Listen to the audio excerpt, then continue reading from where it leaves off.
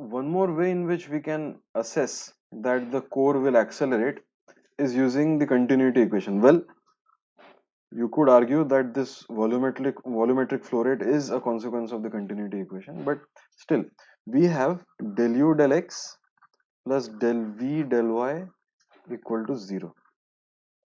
So what does that mean? So in the viscous layers, what is happening? You have del u del x negative. So if del u del x is negative, correspondingly del v del y has to be positive, meaning there is a net v component velocity in this direction. So now if you are receiving flow into this core, into this inviscid core, well, it's a misnomer to call it an inviscid core because viscosity is there for the fluid, but it has not yet felt the effect of viscosity. One has to clearly understand that an inviscid core does not imply that the fluid itself is devoid of viscosity. But anyway, so if there is a flux crossing this dotted boundary, dashed boundary, then it means you're receiving flux, and in order to maintain the same flow rate because of a receipt in flux, you will have an excess flux in the x direction. So if you consider a control volume like this, okay, you are reducing the area, moreover you are adding more flow, and this both of these effects will lead to an increase in the velocity as you go towards larger values of x.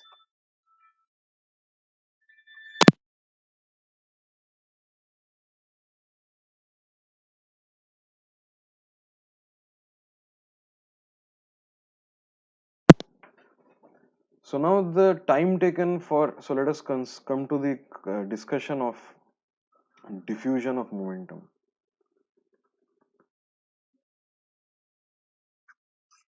So diffusion of momentum, this idea stems from the idea of diffusion of concentration.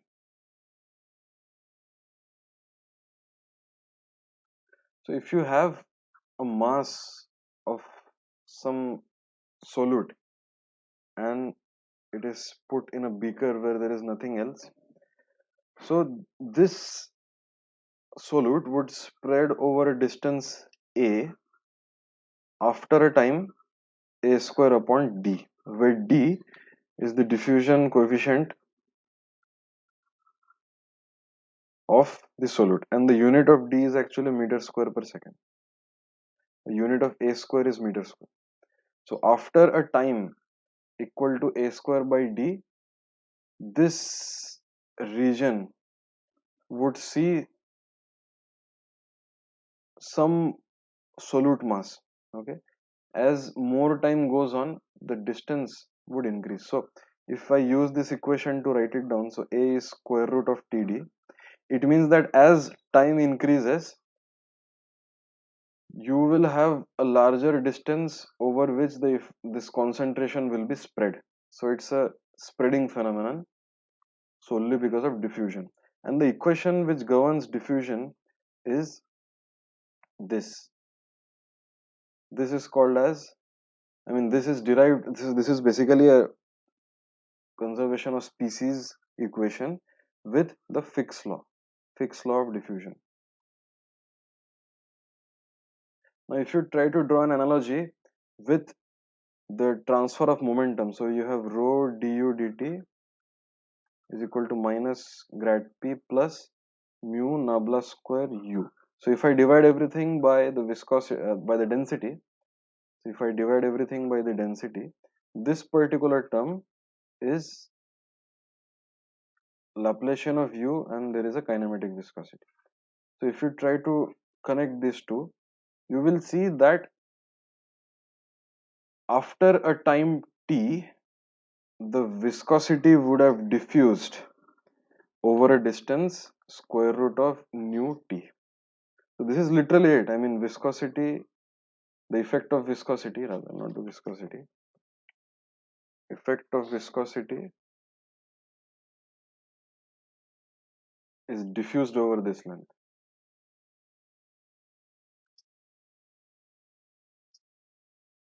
So larger the time, larger the distance it will diffuse to.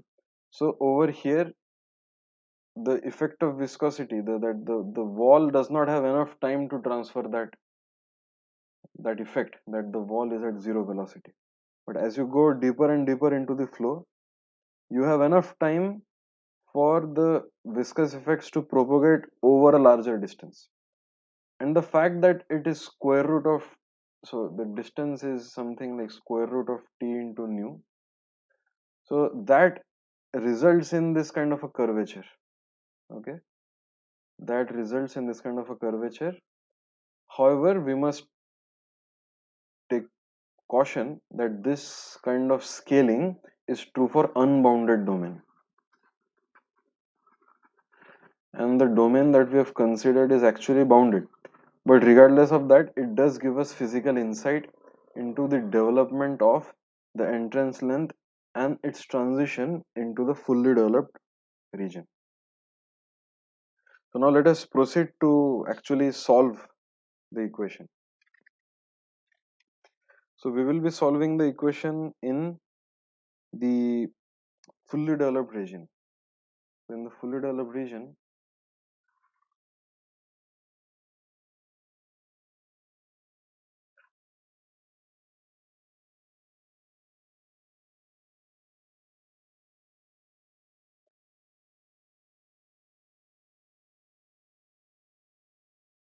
so let us write down all the equations. So del u del x plus del v del y equal to 0, and rho,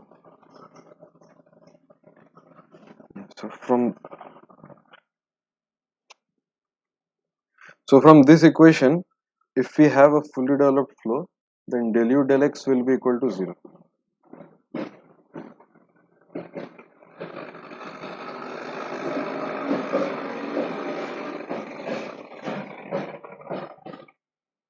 So for a fully developed flow, del u del x will be 0. It implies del v del y equal to 0, which implies that v is not a function of y. Okay.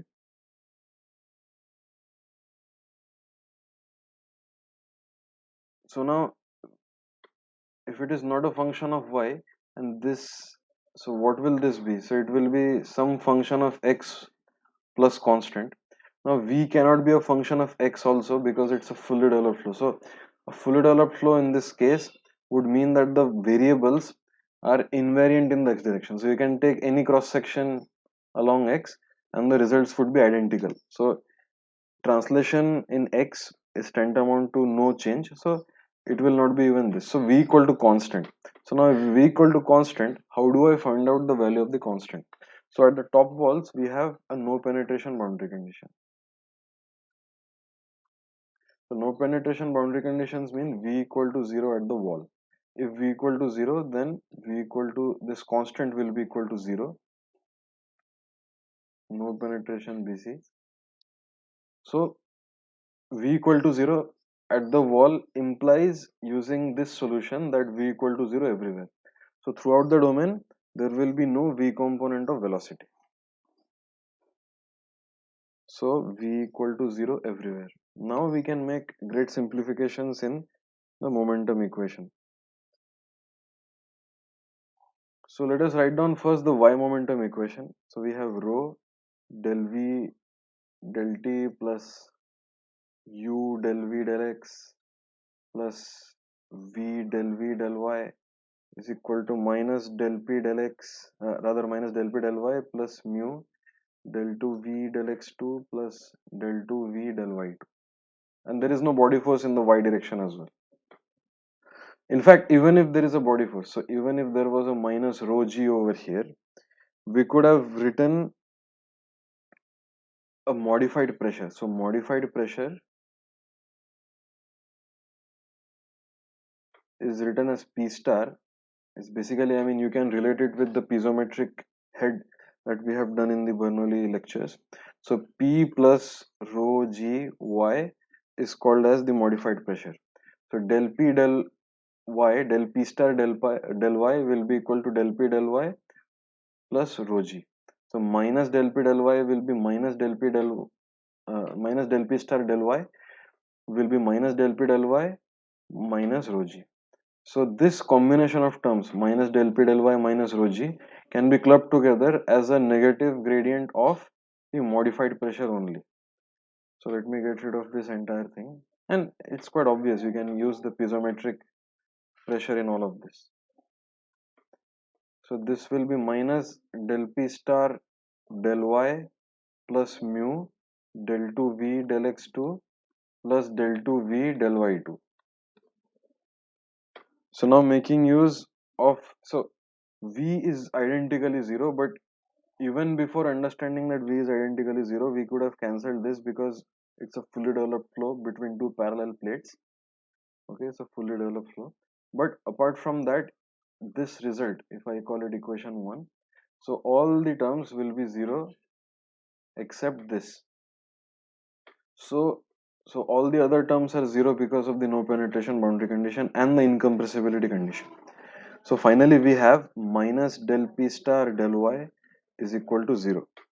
And this implies that p star is a function of x only.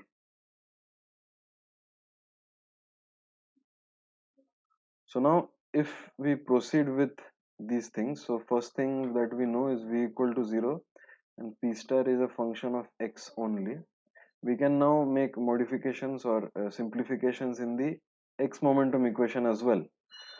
So we have rho del u del t plus u del u del x plus v del u del y is equal to minus del p star del x plus mu del 2u del x2 plus del 2u del y2. I've written it down as p star because it makes no difference. P star is p plus rho g y. So if I take del p star del x, it is simply equal to del p del x because this thing is not a function of x anyway. So might as well write it down in terms of the modified pressure. But we have found out that modified pressure is only a function of x. So this becomes minus dp star dx.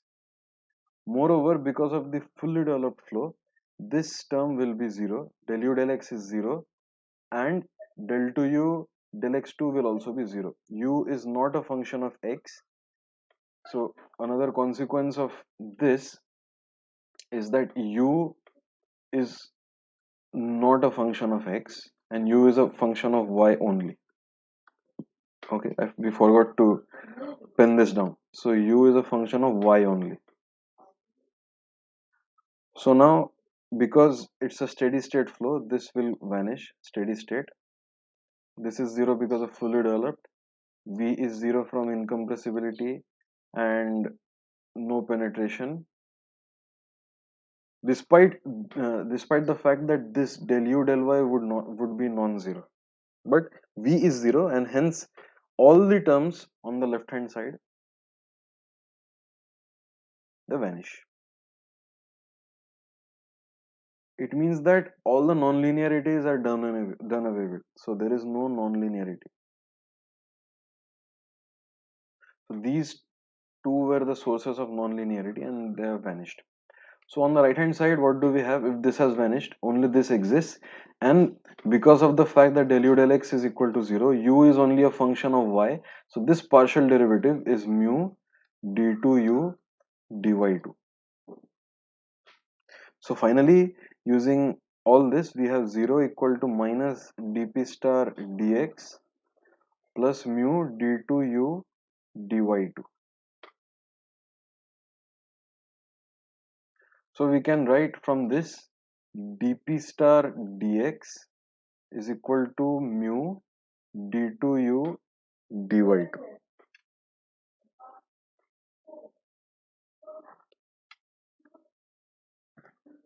Now p star is only a function of x while u is a function of y only. So the left hand side is a function of x but the right hand side is a function of y and both of them are equal. So if both of them are equal, the best possible case you can write is it is equal to a constant c. Okay, So if this is true, then dp star dx is equal to c. It implies p star is equal to cx plus d. So the pressure is linearly varying throughout the channel. Now you may ask, how does the pressure actually vary? I mean, you need obviously a boundary condition for this. So at x equal to 0, you can say that p star is equal to some p naught or something. So you just need one boundary condition to write down the pressure. But regardless, this is constant. So we can turn our attention towards the integration of the viscous term. So mu d2u dy2 is equal to constant, and that implies d2u dy2 is equal to c upon mu, and c upon mu, let me call it as c1 because it's still a constant. We have assumed that the viscosity is constant. Now it's a second order ordinary differential equation which requires two boundary conditions.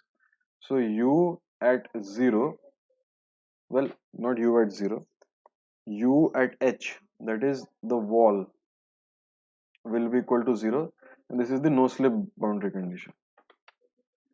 And at the center line, so this is the center line, if the entire problem is symmetric about the x-axis, then we know that the flow profile has to change in this manner. So at y equal to 0, there will be a symmetry, meaning del u del y has to be 0 at y equal to 0, is because of symmetry. So, well, del u del y in this particular case is nothing but du dy at y equal to 0, and this is because of symmetry. So then we can integrate this. In fact, let me keep it in terms of the viscosity because eventually it will be relevant for dimensions. So the first integration will yield du dy is equal to c upon mu y plus c1, suppose, and one more integration will yield, or I mean before going to the other integration, we can make use of this boundary condition. So at y equal to 0, du dy equal to 0, this implies, this particular boundary condition implies c1 equal to 0. So we can write down du dy is equal to c upon mu y, and because of this, then we can integrate this once again to find out the velocity as cy square upon 2 mu plus c2. Now at using this boundary condition, we have 0 is equal to c h square upon 2 mu plus c2. So from these two, we can combine and write down, we can eliminate the constant, and it will give 2 mu y square minus h square. So essentially it is minus c upon 2 mu h square. If I take outside, it will become 1 minus y square upon h square. So this is the solution for the velocity. Let me just write it down over here. C h square upon 2 mu 1 minus y square upon h square. Now in this expression, we can verify that at y equal to minus h, that is the lower wall, also we have u equal to 0, that is the no slip boundary condition. Okay, so it checks out, the solution checks out, and whatever we have found is physically, at least it seems physically plausible. So this is a parabolic flow profile. But what about this constant? Well, this constant is equal to dp star dx. This constant is equal to dp star dx, and in order to find out these two constants, basically c is also an unknown, and over here we have another constant, so we need actually two pressures to find out the exact variation of p star. But let us see how we can find out p star. So this is the solution. Well, p star was found out to be c x plus d. Now suppose this is the pipe.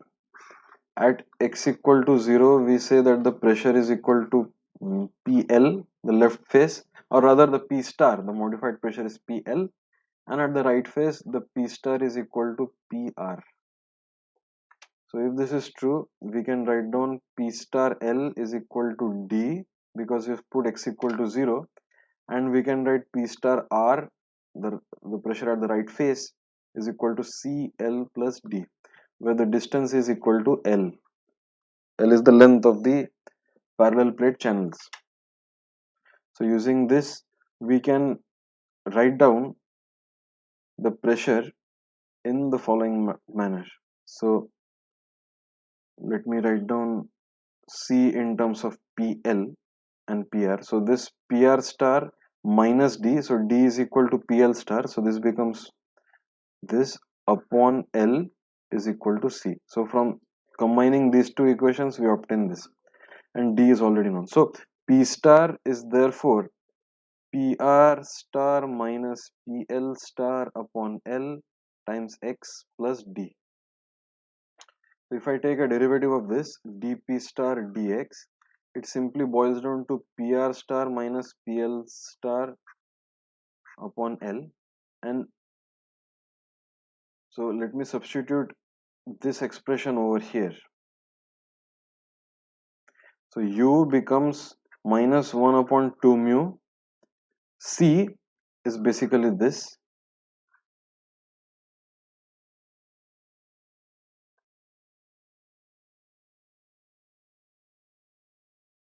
times h square times 1 minus y square upon h square. And see, this is basically delta P upon L. So it is minus 1 upon 2 mu delta P upon L h square 1 minus y square upon h square.